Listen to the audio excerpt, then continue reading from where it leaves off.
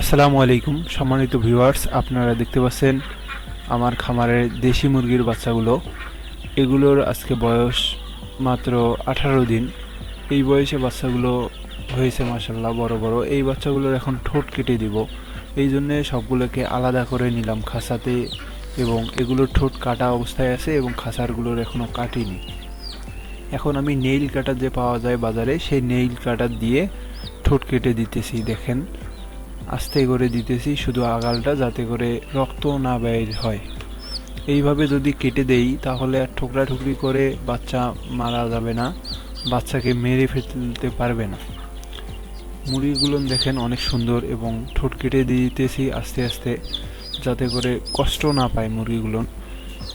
ঠোঁট দেখতেছেন সমান হয়ে যাচ্ছে কেটে। ঠোঁট কাটার পরবর্তীতে ছেড়ে দিছি মুরগিগুলোকে।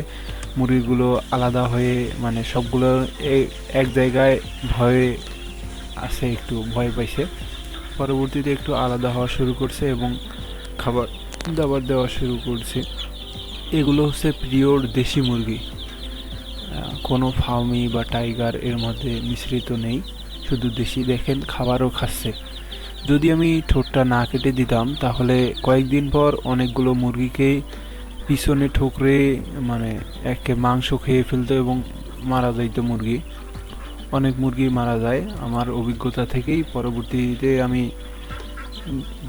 বাজার থেকে নেইল কাটার নিয়ে এসে ঠোঁট কেটে দিই মুরগির। এই 16-17 দিনে ঠোঁটটা একটু নরম থাকে, কেটে দিলে আর কোনো সমস্যা হয় না। যাই হোক, সকলে ভালো থাকবেন এবং আমার খামারের জন্য দোয়া করবেন। দেখেন এখন মুরগিগুলো কত সুন্দর ছড়িয়ে যাচ্ছে, হেঁটে হেঁটে বেড়াইতেছে। এখন একটু ভয় কাটছে, খাবার খাচ্ছে, আপনারা দেখতেই পাচ্ছেন। দেশি মুরগিগুলো অনেক সুন্দর দেখতে মাশাআল্লাহ। সকলে দোয়া করবেন আমার খামারের জন্য। আসসালামু আলাইকুম।